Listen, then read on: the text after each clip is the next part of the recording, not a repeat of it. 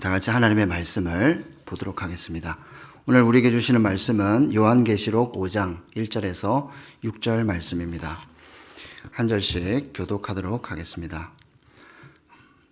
내가 보매 보좌에 앉으신 이의 오른손에 두루마리가 있으니 안팎으로 썩고 7인으로 봉하였더라.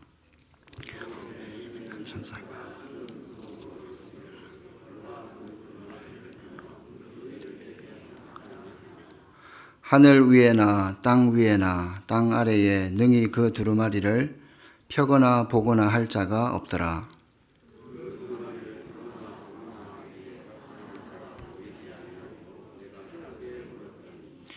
장로 중에 한 사람이 내게 말하되 울지 말라. 유대 지파의 사자 다윗의 뿌리가 이겼으니 그 두루마리와 그 7인을 떼시리라 하더라.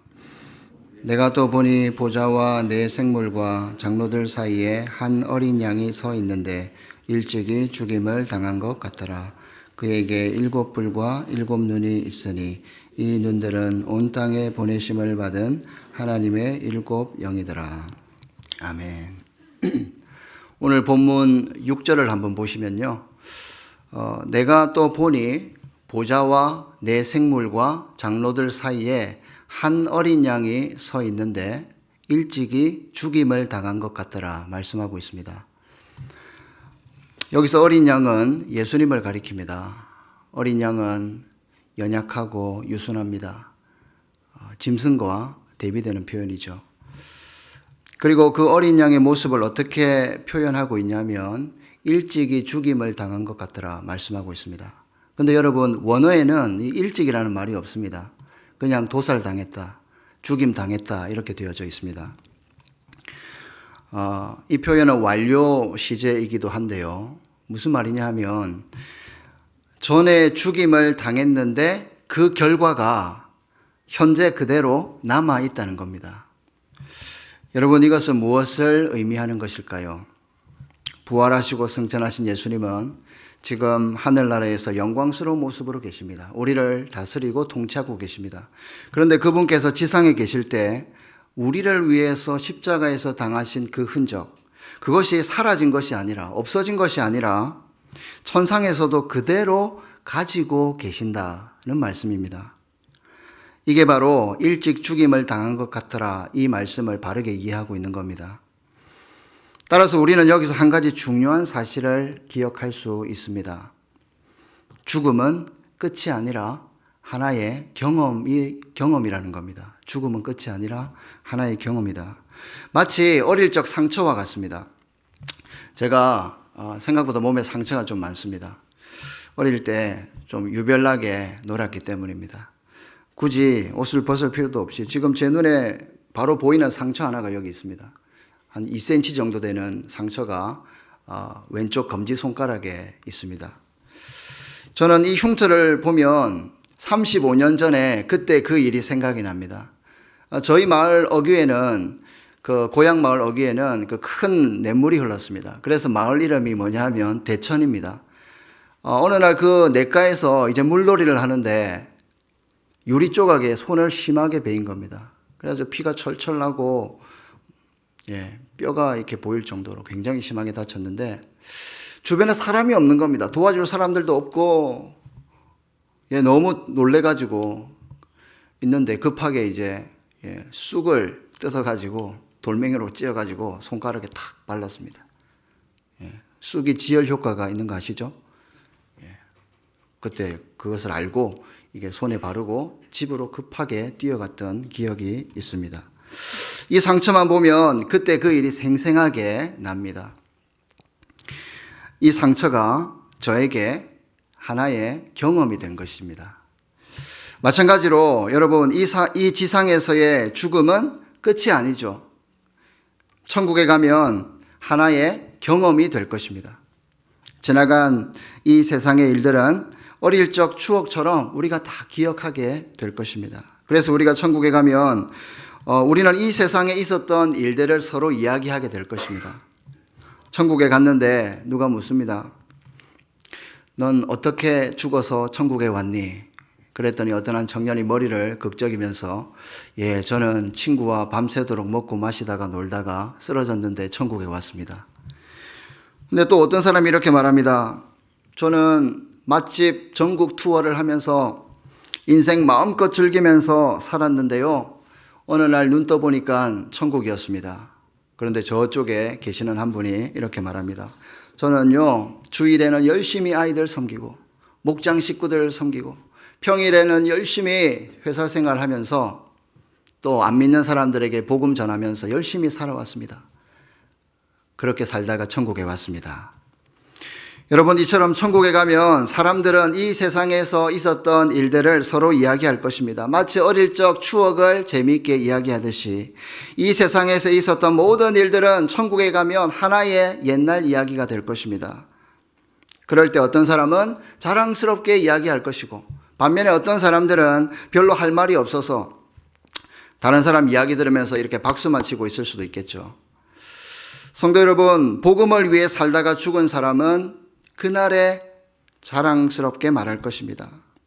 하지만 복음을 위해 살기보다 자기 여가 생활을 위해서 먹고 마시며 그렇게 살다가 천국에 갔다고 한번 가정해 봅시다. 누가 물어볼 때에 쑥스러워서 이렇게 말하지 않겠습니까?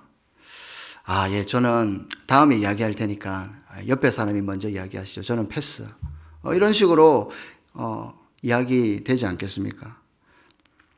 그러나 천국에 가면 물론 우리 죄가 다 사함받았기 때문에 부끄러움도 없고 쑥스러움도 없을 것입니다. 그러나 분명한 것은 이 땅에서 내가 남긴 복음의 흔적이 사라지거나 잊혀지는 것이 아니라 천국에서도 영광스러운 흔적이 될 것입니다. 자랑스러운 추억이 될 것입니다. 따라서 우리가 천국에 가서 자랑스럽게 이야기할 수 있으려면 성도 여러분, 잘 죽어야 합니다. 의미 있는 삶을 살다가 잘 죽어야 합니다. 잘 죽기 위해서는 잘 살아야겠죠. 하나님 나라와 교회를 위해서 그리고 복음을 위해서 살다가 주님 품에 안긴 사람은 이 땅에서의 삶을 잘 사는 사람입니다. 그런 사람은 천국에 가면 할 말이 많을 것이라고 생각됩니다. 여러분, 사도 바울은 참 할 말이 많은 사람일 것입니다.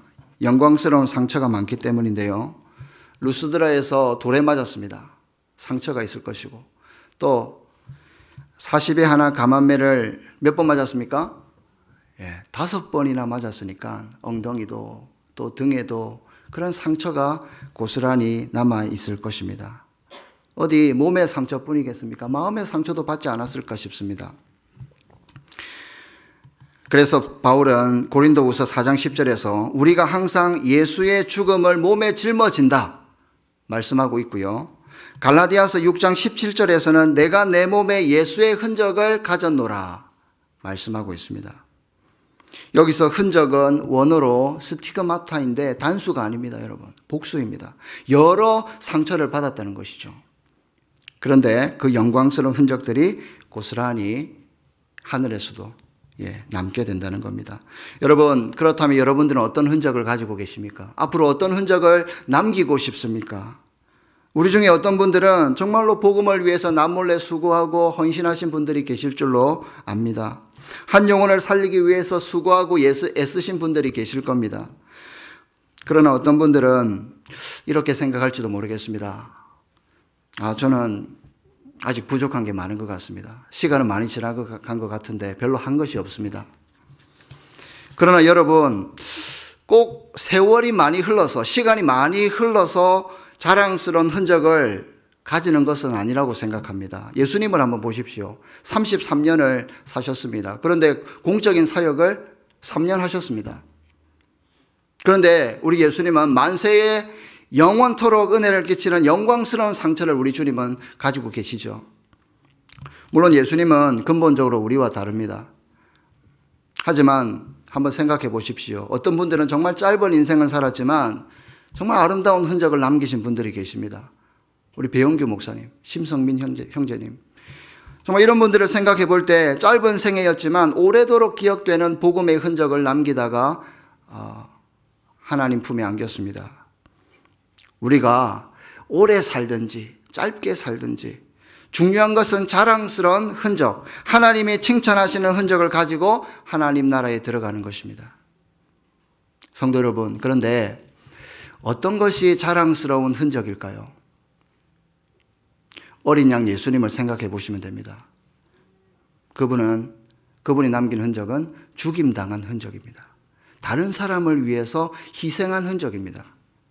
자기 자신의 생명을 내어준 흔적입니다.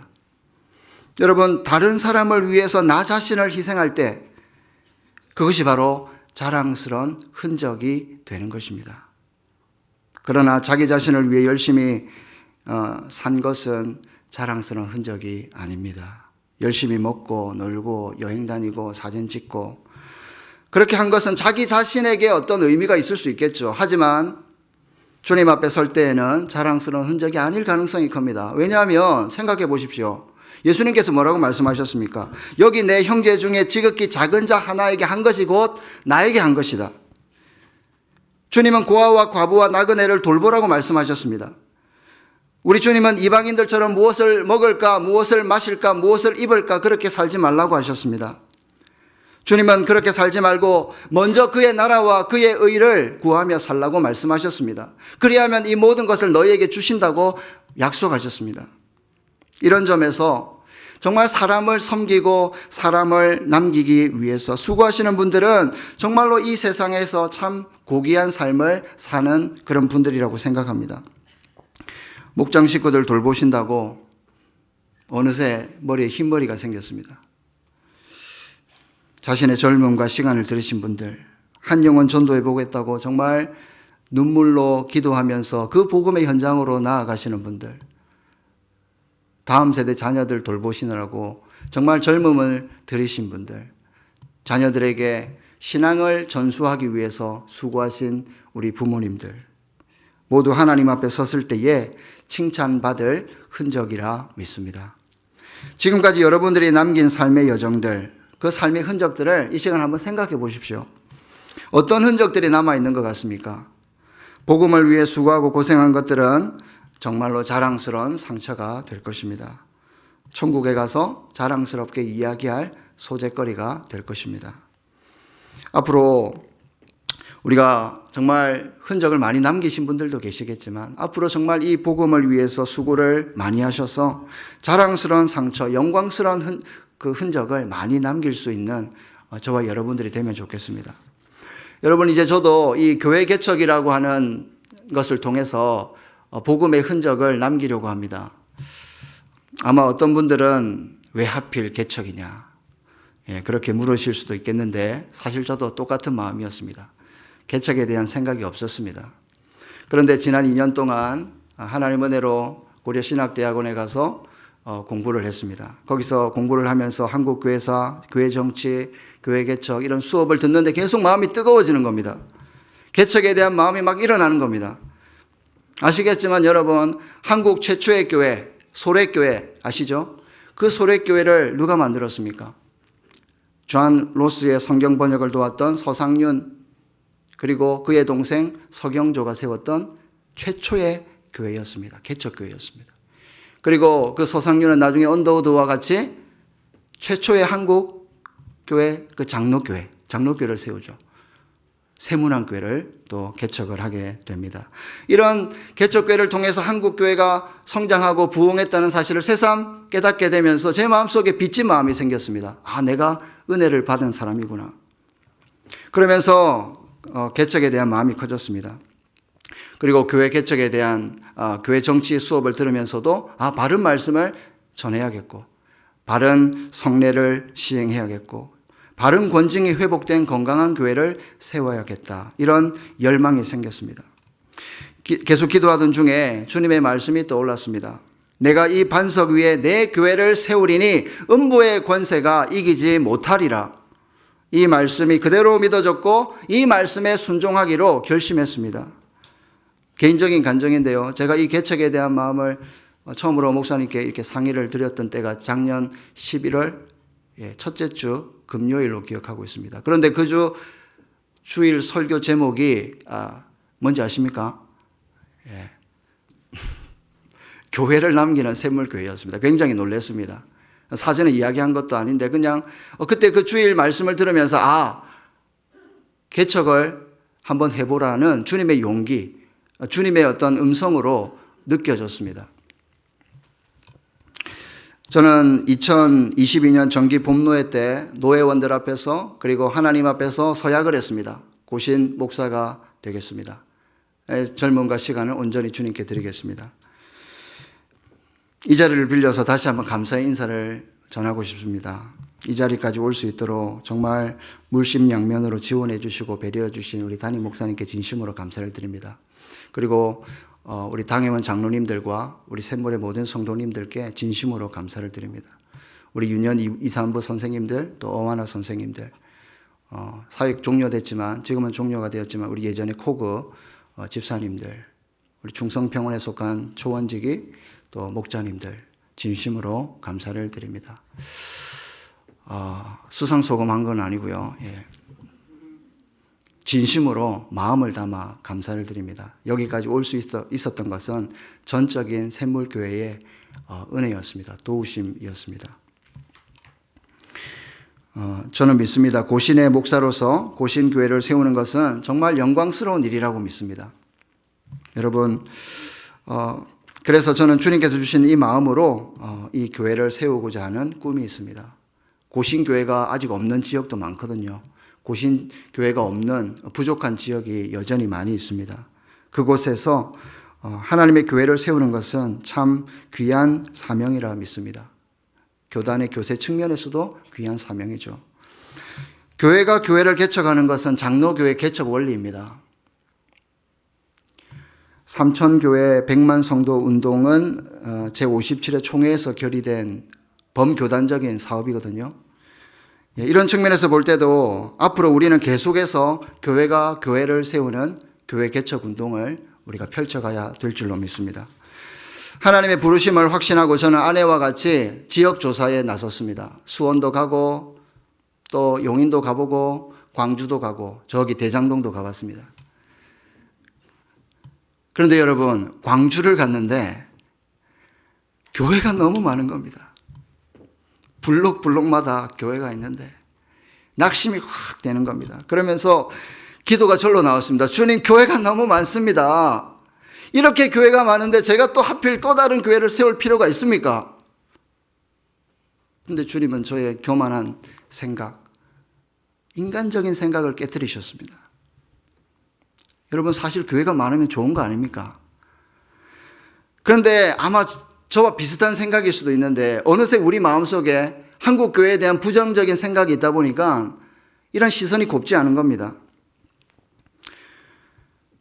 여러분, 리디머 교회를 개척한 팀 켈러 목사님이 계십니다. 그분은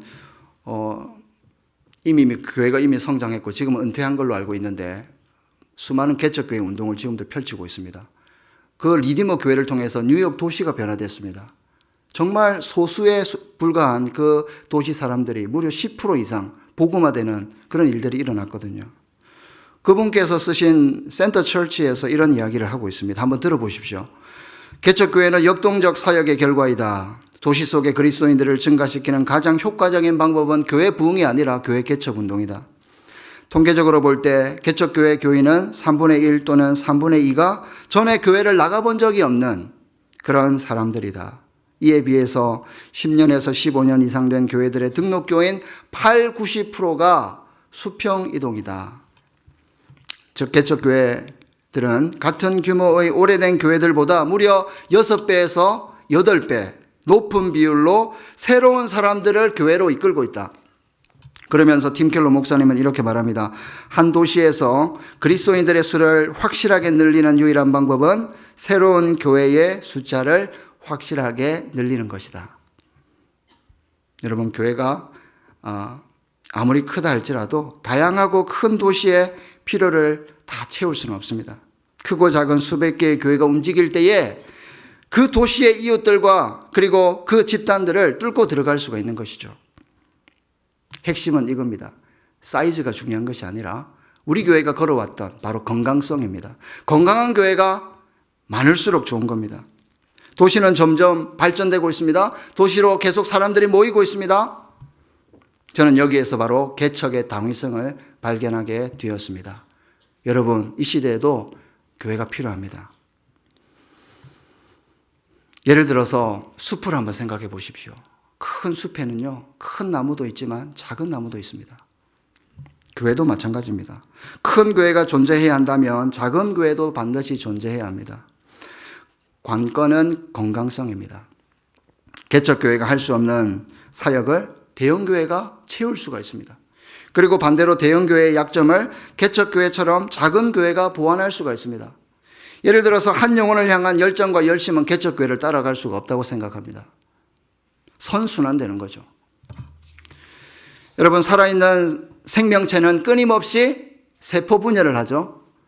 교회도 마찬가지입니다. 살아있는 공동체는 끊임없이 새로운 공동체를 만들어냅니다. 목장이 목장을 또 만들어내듯이. 오늘날 많은 분들이 더 이상 개척교회는 안 된다라고 말씀할지 모르겠지만 지금도 하나님의 역사는 교회를 통해서 계속 진행되고 있습니다. 하나님의 위대한 이야기는, 그 위대한 스토리는 지금도 계속 교회를 통해서 이루어지고 있습니다. 우리가 못 보고 못 느끼고 못 들어서 그렇지 하나님의 위대한 역사는 지금도 교회를 통해서 일어나고 있는 것입니다. 이 하나님의 위대한 역사에 저와 여러분들의 흔적이 꼭 남기를 바랍니다. 하나님께서 은혜를 주셔서 이제 개척 멤버들이 모이게 되면 이 도시를 섬길 교회는 어떠해야 하는지 건강한 교회상을 함께 찾고 고민하게 될 것입니다. 그리고 마음과 생각을 공유하면서 교회 이름도 짓고 정확한 위치도 정하게 될 것입니다. 당회의 허락으로 다음 주일 오후 4시에 515호에서 첫 개척 준비 모임을 하려고 합니다. 지금 현재로서는 용인시 처인구 역북동을 생각하고 있습니다. 그 지역에 학교들도 많고 새로운 도시, 신도시들이 개발되고 있고요. 3, 40대 젊은 사람들이 모이고 있는 도시입니다. 그곳에 아직 고신교회가 없고요. 조금 떨어지면 있지만 복음이 필요하고 교회가 필요한 도시라고 생각이 됩니다. 여러분, 하나님께서 마음을 혹시 주시면 이 개척운동에 같이 동참해 주시면 좋겠습니다. 앞으로 이 개척 준비 모임은 3월까지 진행하고 할 수만 있으면 내년 한 4월쯤에 설립 예배를 드리는 것을 목표로 하고 있습니다. 하나님 나라의 귀한 흔적을 남기는 이 일을 위해서 생각나실 때 응원해 주시고 기도해 주시면 좋겠습니다. 성도 여러분, 오늘 말씀을 통해서 주님은 우리에게 각자의 자리에서 복음의 흔적을 남기라고 도전하고 있습니다. 그런데 여러분, 한 가지 중요한 사실을 잊지 말아야 합니다. 바로 흔적의 방향성입니다. 복음의 흔적을 남기는 것은 좋은데 방향을 잃지 않는 것이 중요합니다. 오늘 본문은 우리에게 그 방향을 매우 선명하게 구체적으로 가르쳐주고 있습니다.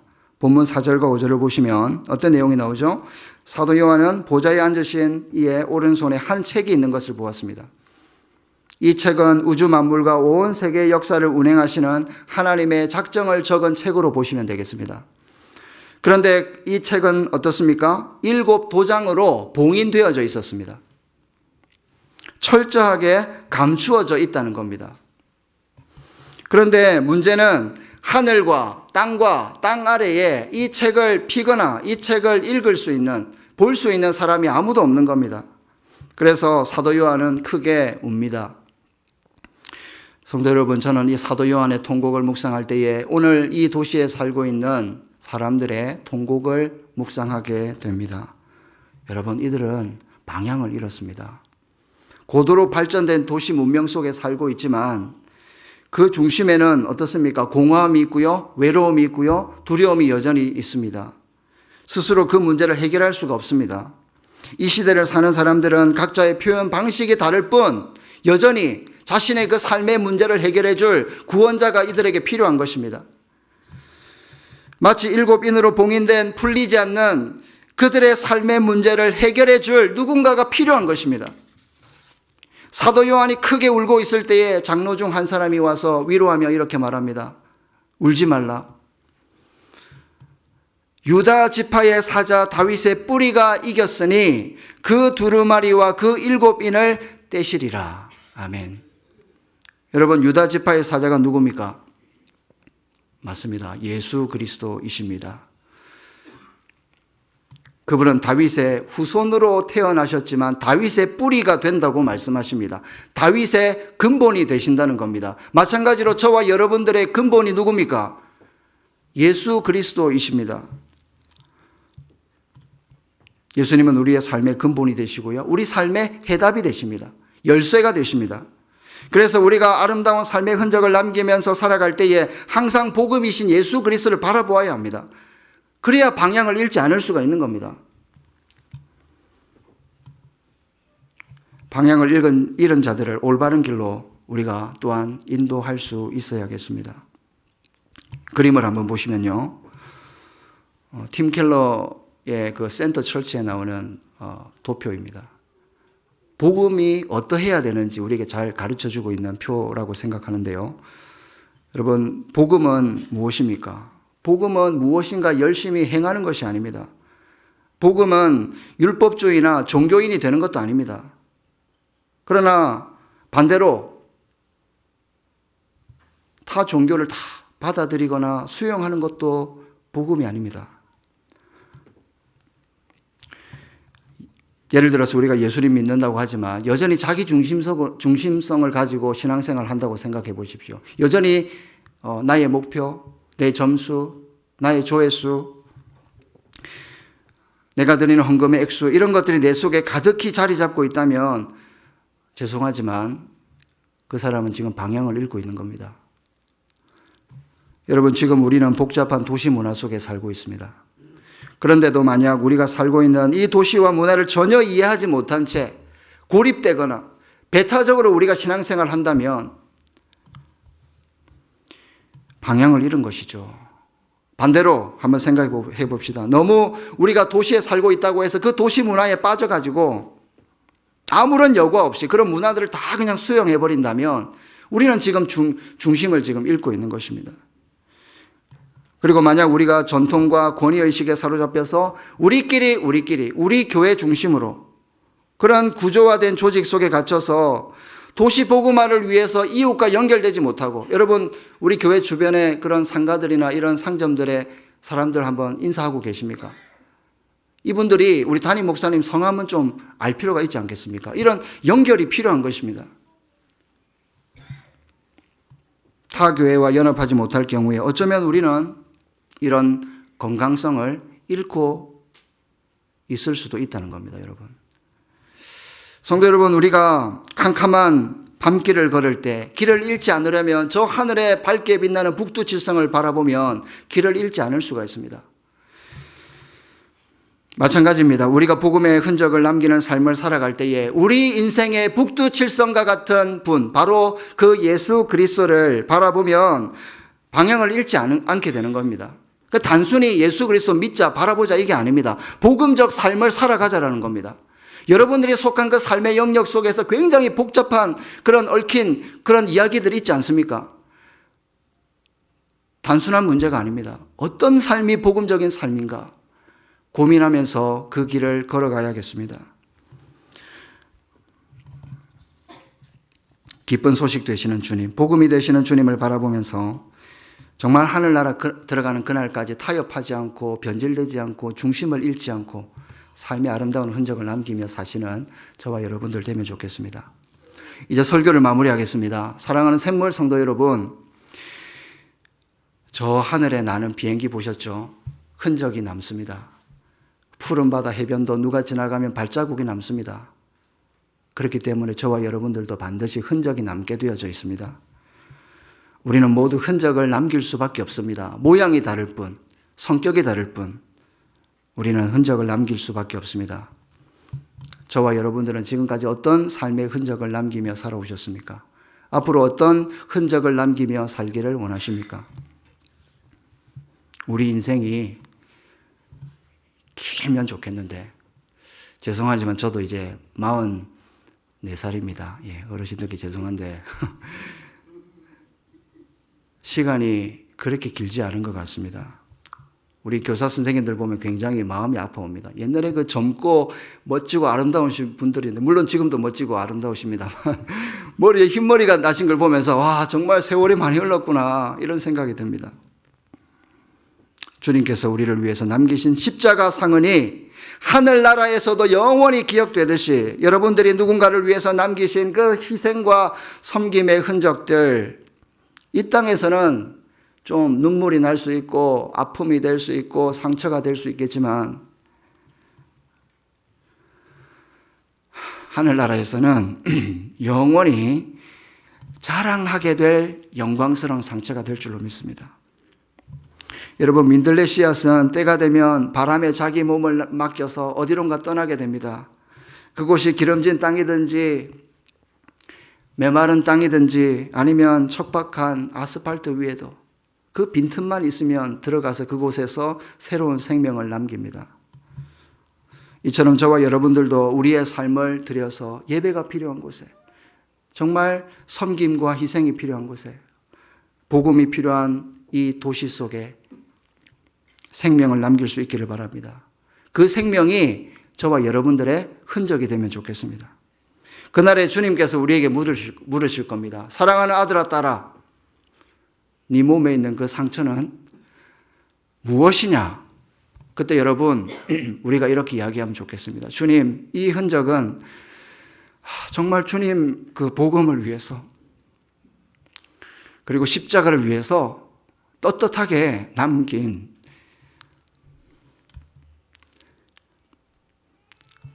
떳떳하게 남기는 흔적입니다.